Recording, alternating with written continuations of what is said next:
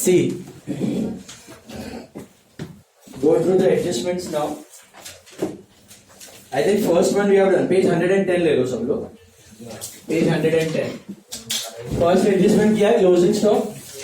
Tell me the two effects of closing stock. Trading credit and assets. Why trading credit? Why trading credit? Because इस साल का expense नहीं है. It is like a prepaid expense. It is like a prepaid expense, right? इस साल को belong नहीं करता तो हटाओ. So trading credit and second effect asset. Next year काम आएगा. It's a prepaid expense. Tell me the second adjustment, depreciation. What are the two effects of depreciation? P&L debit and assets में से minus. बराबर छे. उसके बाद appreciation, P&L credit income and assets में plus, assets में add. वो भी देखा था हमने. फिर outstanding expenses. क्या करते हो? outstanding expense में क्या करते हो? add. This belongs to this, right? And liability. पैसा देना बाकी. What about prepaid expense? Minus from expense because it doesn't belong to this year, and assets. Just like closing stock. Minus from expense and assets. यहाँ तक I think हमने देखा हुआ. Okay. Next one. देखो क्या दिया. Income receivable. What is given? Income receivable. तो जैसे outstanding expense होता है, उसका counterpart is outstanding income. Outstanding expense is for expenses. So outstanding income is for income. And outstanding income का मतलब होता है income receivable. It is one and the same. So what is the entry for outstanding expense? Expense to outstanding expense. मतलब expense बढ़ा और liability बढ़ा. So what is the entry for outstanding income? Outstanding income to income. It is outstanding income to income. इसका मतलब income कमा तो ली है लेकिन पैसे आगे बाकी. इनकम अर्न कर लिया है लेकिन पैसा मिलना बाकी. अगर पैसा मिल जाता तो कैश टू इनकम. पैसा मिल जाता तो कैश टू इनकम करते. कैश बढ़ा, इनकम बढ़ा.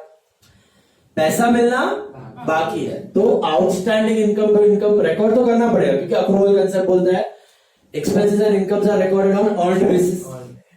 Incurred and earned. So income कमा लिए तो income तो क्रेडिट करनी है झक मार के. पैसे आने बाकी हैं तो कैश को डेबिट नहीं कर सकते. आपको क्या डेबिट करना है? Outstanding income. What is outstanding income? What is outstanding income? It is income receivable. Outstanding income या income receivable. What type of account is income receivable? Asset. पैसा मिलना बाकी है तो वो एसेट है. डेटर हो गया, एक तरह का debtor. In fact this entry is exactly similar to this debtor to sales. Debtor to sales. Debtor asset, income receivable asset. Sales income, income is income. तो डेटर टू सेल्स का मतलब सेल्स तो जनरेट हो गया, इनकम क्रेडिट करो. पैसा लेना बाकी तो डेटर को डेबिट करो. Debtor is asset. एसेट बढ़ा, इनकम बढ़ा. Same way income receivable to income. समझो रेंट रिसीवेबल. तो एंट्री क्या होगी? Rent receivable to rent. Commission receivable, commission receivable to commission. Interest receivable, interest receivable to interest. Are you understanding? Hello hello. So income receivable to income. अभी इसको घुसाना है final account. How will you enter this in the final account? Think. Income credit हो रहा है मतलब बढ़ रहा है तो ऐड टू इनकम. इनकम बढ़ रहा है, add to income. And asset debit हो रहा है मतलब एसेट बढ़ रहा है तो एसेट्स में ऐड. या फिर डायरेक्टली एसेट्स में लिख दो आउटस्टैंडिंग इनकम. तो वन इफेक्ट इज एसेट. जैसे debtor go to asset, asset and sales are income बढ़ा तो वैसे इनकम में add. Is it clear? Outstanding income का दो इफेक्ट क्या होगा? एक एसेट्स और एक add to income. Outstanding expense का क्या था? एक्सपेंस में ऐड. ट्रेडिंग या P&L डेबिट जहां पे भी एक्सपेंस था एक्सपेंस में ऐड और लायबिलिटी. ये भी सेम ही है, खाली इनकम में ऐड और लायबिलिटी नहीं, एसेट. वो देना बाकी है, ये मिलना बाकी है. फर्क समझ में आया? That is payable, this is receivable. Have you got it? Hello. So income receivable मतलब क्या? Income earned but not received belongs to this year, so you add to income. What is the second effect? Assets. Okay, मिलना बात. Then we saw prepaid expense. What are the two effects of prepaid expense? Prepaid expense का दो effect adjustment है. Expense minus और assets. Minus from expense and add to assets. What is the entry for prepaid expense? Anyone remembers? Adjustment entry. Prepaid expense to expense. Asset बढ़ा, expense घटा. इसका counter part है pre received income. Pre received income, advance में income आ गई, तो इसका adjustment entry क्या होगा? Income to pre received income. Income to pre received income. क्यों income to pre received income? समझो आपको साल का रेंट आ रहा है, आपने एक जगह रेंट पे दिया, आपको रेंट मिल रहा है at the rate of 1000 per month. तो साल का रेंट कितना होना चाहिए? 12,000 होना चाहिए. साल का 1000 रुपए का पर मंथ के हिसाब से 12,000 का रेंट मिलना चाहिए आपको. 12,000 का रेंट होना चाहिए. तो एंट्री क्या होनी चाहिए उसकी? कैश टू रेंट 12,000, लेकिन मिल गया 15,000. तो आइडियली आपको क्या करना था? कैश टू रेंट खाली 12 करना था, क्योंकि ये साल का तो 12 है और 3 एक्स्ट्रा. तो उसका एंट्री होना चाहिए cash to pre received rent 3,000, क्योंकि ये प्री रिसीव्ड है, नेक्स्ट ईयर का है, ये साल का नहीं है. तो ये साल का इनकम है तो इनकम क्रेडिट करना है. नेक्स्ट ईयर का आ गया तो वो लायबिलिटी हो गया. तो cash to pre received income बराबर है. लेकिन बिजनेस होते हैं आलसी. बिजनेस होते हैं आलसी. बिजनेस क्या करते हैं पता है? ये नहीं करते, ये भी करते हैं, कुछ बिजनेस करते हैं, लेकिन majority of the business what do they do? You know, they do cash to rent 15,000. पूरा इनकम आ रहा है, करते जाओ, रेंट क्रेडिट करते जाओ. अरे सर नेक्स्ट ईयर का आ रहा है, करना तू बिजनेस. तो cash to rent, cash to rent, cash to rent, cash to rent, cash to rent कितना मार दिया? फिर लास्ट डेट पे आप खुला, ओ माय गॉड, हमें तो रेंट कितने से क्रेडिट करना था? क्यों?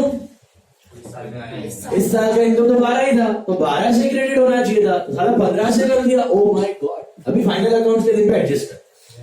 अभी फाइनल अकाउंट के दिन पे एडजस्ट करते हैं. तो क्या करने का?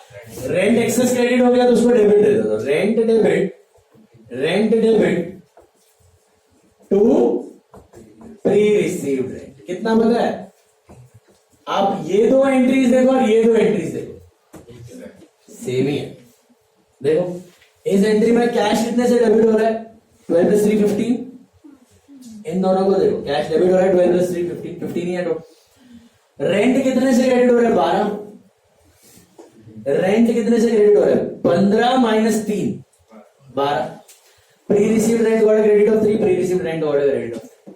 तो दोनों तरीके राइट है, बिजनेस दोनों फॉलो कर सकते हैं. रियल अच्छा वाला तरीका ये है, cash to rent, cash to pre received rent. जो ये साल की इनकम है इनकम क्रेडिट करो, जो ये साल की नहीं है लायबिलिटी में दिखा दो. अच्छे वाले बिजनेस पहले से ऐसा रिकॉर्ड करके रखते हैं. आलसी बिजनेसेस ये कर देते हैं, पहले क्या करते हैं? कैश टू रेंट ही मार देते हैं पूरा, और फिर लास्ट डेट पे क्या मारते हैं? Rent to. तो हम लोग ये करते हैं rent to pre received, income to pre received income. ये आलसी बिजनेस है. इसने पूरा रेंट पहले ही क्रेडिट कर दिया, फिर नीचे एडजस्टमेंट में दे दिया प्री रिसीव्ड रेंट. तो हमें ये करना है. एडजस्टमेंट एंट्री क्या? प्री रिसीव्ड की. Income to pre received income. Income to, तो इनकम घटेगा कि बढ़ेगा? घटेगा, क्योंकि वो ये साल को बिलोंग. तो क्या करोगे यहाँ पे? Effect income to pre received को घुसाना है final account. What do you do? Income में से माइनस करोगे. जैसे ये एक्सपेंस में से माइनस करते थे, याद है? एक्सपेंस में से माइनस करते थे, एक्सपेंस घटा. और प्री रिसीव्ड इनकम क्या है? लायबिलिटी. और प्रीपेड एक्सपेंस क्या था? एसेट. तो माइनस प्लस का कंसेप्ट सेम है दोनों का, खाली एक एसेट है तो दूसरा लायबिलिटी. तो बताओ मुझे, प्री रिसीव्ड इनकम के दो इफेक्ट्स. इनकम में से माइनस, क्योंकि इस साल को बिलोंग नहीं करती है, ज्यादा आ गई है. ज्यादा भी नहीं चाहिए अपने को, कम भी नहीं चाहिए. कम है तो ऐड करो, ज्यादा है तो माइनस करो. प्री रिसीव्ड माइनस कर दो, and what is the second? Liability. Liability क्यों है? एडवांस में आ गया, बेनिफिट देना बाकी। आपने मुझे नेक्स्ट ईयर की फीस एडवांस में दे दी, for me that is pre received income, तो दैट बिकम्स माय लायबिलिटी। वो मेरी ये साल की इनकम नहीं है, नेक्स्ट ईयर की इनकम है, बट नेक्स्ट ईयर क्या मुझे वापस कैश दोगे? तो मैं क्या एंट्री करेगा नेक्स्ट ईयर? मेरे को ये सपोज रेंट है, नेक्स्ट ईयर तो 3,000 मिलने वाला नहीं है, तो नेक्स्ट ईयर में क्या एंट्री करेगा इसके लिए? Next year I have to credit rent, it's my next year's income 3,000, but will I get cash again for this 3,000? I have already received cash, so how should I pass the entry in the next year? Pre-received rent to rent for this 3,000. Pre-received rent to rent for this 3,000. Is it clear? That will be the next year. वो आपको नहीं है, just for your understanding. Pre-received rent to rent. तो मेरा fees के लिए pre-received fees to fees. Pre-received fees to fees. क्योंकि वापस कैश आने वाला नहीं, लेकिन फीस या income should be credited in the next year. Income should be credited in the next year. Did you understand? चलिए बताइए चारों items. Outstanding expenses, what are the two effects of outstanding expense? Expense plus और liability. Prepaid expense, expense में minus और asset, इस साल को belong नहीं करता है, हटाओ एसेट क्योंकि बेनिफिट मिलना बाकी। इनकम रिसीवेबल मिलना बाकी है, इनकम में minus plus, plus belongs to this year and asset मिलना बाकी है, मिलना बाकी है तो asset. And income received in advance, income में से माइनस, साल को बिलोंग नहीं करता है, एंड लायबिलिटी क्योंकि बेनिफिट देना बाकी। क्लियर है क्या?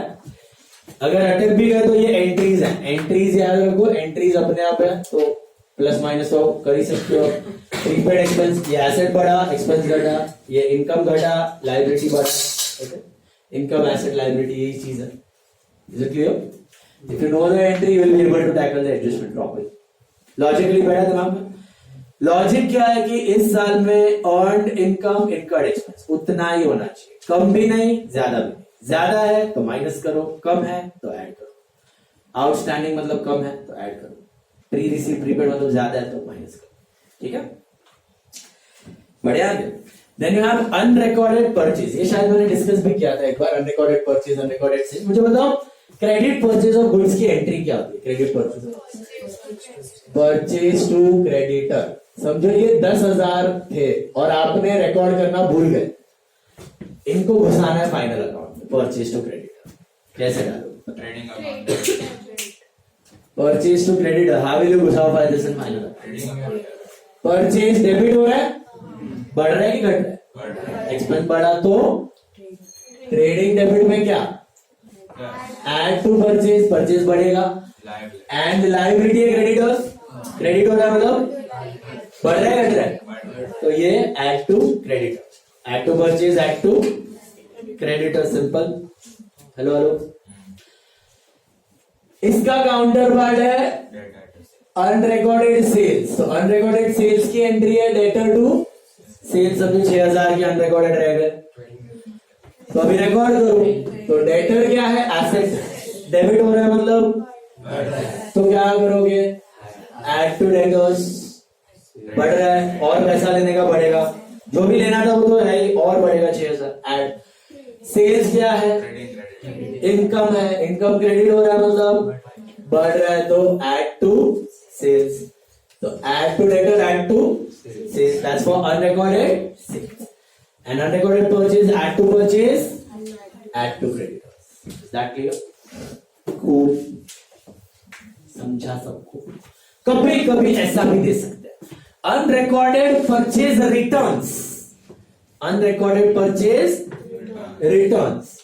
तो अनरिकॉर्डेड परचेज क्या करते हो? दोनों में ऐड, ये परचेज को बढ़ेगा, क्रेडिटर को पैसा भी देने का बढ़ेगा, तो अनरिकॉर्डेड परचेज रिटर्न क्या करो? परचेज में घटाओगे तो क्या रिटर्न हो गया, और क्रेडिटर में भी घटाओगे, पैसा देने का कम हो गया, तो बेसिकली उल्टा, दोनों में से अनरिकॉर्डेड सेल्स रिटर्न्स, सेल्स में से माइनस, रिटर्न में से भी माइनस, पैसा देने का भी कम हो गया, सेल्स भी कम हो गया, तो सेल्स और परचेज है तो ऐड, और परचेज रिटर्न सेल्स रिटर्न दोनों में से कम हो जाएंगे। क्लियर? तो एडजस्टमेंट मतलब ये खाली गिवन लिस्ट नहीं होता जो आपको मैंने यहाँ पे दिया है। एडजस्टमेंट मतलब any unrecorded transaction is an adjustment. तो एंट्री बनाओ और रूल अप्लाई करो, एसेट लायबिलिटी इनकम एक्सपेंस और घुसा दो, simple as that. What is the rule? Expense और एसेट डेबिट हुआ तो बढ़ा, क्रेडिट हुआ तो बढ़ा, इनकम और लायबिलिटी क्रेडिट हुई तो बढ़ी, डेबिट हुई तो। तो जितने भी एंट्रीज आपने आज तक सीखे हैं कुछ भी एडजस्टमेंट के फॉर्म में आ सकता है, घुसा देना फाइनल अकाउंट्स। चलिए उसके बाद 8 और 9 के बाद सीधा हम लोग जंप मारेंगे 18th मंथ। ओके, बहुत इंपॉर्टेंट एडजस्टमेंट है, इसको बोलते हैं बैड डेट्स का एडजस्टमेंट। क्या बोलते हैं? बैड डेट्स का एडजस्टमेंट। ये कंसेप्ट बड़ा ही इंपॉर्टेंट है। Bad debts, further bad debts, NRDD and ORDD अभी अच्छे से सीखो, 12th में भी आएगा, डिग्री में भी आएगा, सीए में भी आएगा, सब देखो इसके है ना बैड डेट्स का कंसेप्ट का शुरुआत होता है आपका पीएनएल अकाउंट। मुझे बताओ, सब में खाली बैड डेट्स दिया हुआ है, सब में खाली बैड डेट्स दिया हुआ है, तो आप कहां डालते हो बैड डेट्स? पीएनएल डेबिट में डाल देते हो। ओके, सब में बैड डेट्स दिया तो you put it under PNL debit, right? Because expense, indirect expense, right? What is the journal entry for bad debts? Bad debts to debtors. Bad debts to debtors. Okay? तो आपके question में ये trial balance है। Trial balance में आपको दिया हुआ है बैड डेट 5000। ऑब्वियसली डेबिट में होगा क्योंकि एक्सपेंस है, और डेटर दिया है let's say 60,000 rupees. Bad debt दिया है 5000, डेटर्स दिया है 60। Where do you put bad debts? P&L. Where do you put debtors? अच्छा, क्या ये 5 ये 60 में से माइनस करना है कि हो चुका है? कैसे पता चला? बैलेंसेस दिया हुआ। तो आपने बैड डेट टू डेटर की एंट्री कर दी है, बैड डेट में टू डेटर, डेटर में बाय बैड डेट हो चुका है। उसके बाद आपने क्लोजिंग बैलेंस ढूंढा होगा, तो बैड डेट 5000 है बराबर, लेकिन डेटर में से ऑलरेडी सब्ट्रैक्ट हो चुका है। So debtors were actually 65. Now they have become 60. Is this part clear? So bad debts given in the trial balance is 5,000. That will show under P&L debit, and debtors will be going under assets. यहाँ तक clear? Bad debts जो trial balance में दिया वो P&L debit, और debtors जाता है assets में. Sorted? Now ये तो trial balance का item है, ये कोई adjustment है ही। एडजस्टमेंट में आपको आता है न्यू बैड डेट्स या फर्दर बैड डेट्स। क्या आता है? न्यू बैड डेट्स या further bad debts, were rupees let's say 7,000। New bad debts या further bad debts were rupees 7,000। ये एडजस्टमेंट में, ये कहां है? एडजस्टमेंट। तो एडजस्टमेंट का मतलब क्या? रिकॉर्डेड कि unrecorded? What is new bad debt और further bad debts? You know bad debts. New bad debt, further bad debt का मतलब बैड डेट ही है, लेकिन रिकॉर्ड नहीं किया। रिकॉर्ड नहीं किया तो क्या करोगे? रिकॉर्ड कर दो। अच्छा, रिकॉर्ड करना है तो एंट्री फ्रेम करो। What is the entry? Bad debt to debtor, bad debt to debtor. घुसाओ इसको फाइनल अकाउंट्स में 7,000। कैसे करोगे? बैड डेट, अरे 5 तो है ऑलरेडी, तो प्लस कर दो, प्लस न्यू बैड डेट या फर्दर बैड डेट कितना? 7,000। And what is second effect? Debtors में से माइनस कर दो फर्दर बैड डेट 7,000, डेटर्स हो गए 53। Simple. What is the difference between bad debt and new bad date? Bad debt was already recorded. Further bad debt is unrecorded. So new bad debt आपने record कर दिया, expense बढ़ गया और debtor घट गया। सिंपल। यहां तक समझ में आया? क्यों मैंने 5,000 डेटर में माइनस नहीं किया था? वो हो चुका है, रेगुलर कोर्स में आपने एंट्री कर दिया, लेकिन इसकी एंट्री अभी तक हुई है 7 की, तो आपने अभी कर दी। सॉर्टेड। अब एक और चीज होती है, उसको बोलते हैं new reserve for doubtful debts. This is called as provision. This is called as provisions. Now what is the logic of provisions? ये तो हो गए, चलो बैड डेट्स हो गए, फर्दर बैड डेट्स हो गए। अब डेटर्स कितने 53,000 है, नेट डेटर्स are 53। मेरे को भरोसा नहीं है, मेरे को डाउट लगता है साला ये 53 में ना 2-3 डेटर लोचे वाले। मेरे को ऐसा लगता है कि इस 53 में से 8,000 रुपए के डेटर्स मेरे को पैसा नहीं देंगे। उन्होंने कुछ बोला नहीं है, उनका लक्षण खराब है। मेरे को उनका बिहेवियर देख के लग रहा है कि 8,000 रुपए का मेरा और बैड डेट हो सकता है। This judgement comes out of experience. जितना बिजनेस में डील करते हो ज्यादा, जितने साल का आपको एक्सपीरियंस होता है, उसके हिसाब से यू कैन फाइंड आउट। देख के, डेटर का व्यवहार देख के, उसका पेमेंट शेड्यूलिंग देख के, लेट दे रहा है जल्दी दे रहा है, और बैकग्राउंड चेक करके आपको थोड़ा बहुत आइडिया आ जाता है कि भैया ये टूटने वाला है, ये पैसा देने वाला नहीं। तो ये जजमेंट की बात होती है। बट मेरे को लगता है कि भैया आउट ऑफ दिस 53,000 आज इस साल ही मेरे को लग रहा है कि बॉस 8,000 का डेटर मेरे को पैसा नहीं देगा। आई फील इट, पक्का नहीं देगा। मतलब ऐसा नहीं है कि 50-50, नो, 95%, 97% मेरे को पैसा देने वाला नहीं है, इतना श्योरिटी होना चाहिए। ओके, तो मैं क्या करेगा, as per the principle of conservatism, what does conservatism state? Show your losses in advance, show your losses in. तो मैं नेक्स्ट ईयर के लिए रुकेगा नहीं। नेक्स्ट ईयर मेरे को मालूम 8,000 का बैंकिंग होने वाला, तो I won't wait for next year. I will show that loss in the current year. I will show that loss in the current year. But I cannot show it as an actual loss because actual loss hasn't happened yet. अभी तक वो actually bad हुआ नहीं है। ऐसा नहीं कि मैं गया और उसने मना कर दिया मैं पैसा नहीं देगा, ऐसा नहीं हुआ। मुझे लगता है कि वो शायद पैसा नहीं देगा, utmost surety से लगता है। तो I will create a provision. I will create a provision. What is the journal entry for creating this provision? ध्यान से देखना। Journal entry for creating this provision, or for that matter any damn provision, entry remains same. It is P&L to new reserve for bad debts. P&L to new reserve for bad debts. New reserve बोलो, या फिर provision for bad debt बोलो, या फिर reserve for bad debt बोलो, या reserve for new bad debt बोलो, whatever you want to write. It is P&L to provision. P&L to provision. What is P&L debit? P&L debit मतलब expense बढ़ा. P&L debit मतलब expense बढ़ा. इस साल का expense बढ़ाओ.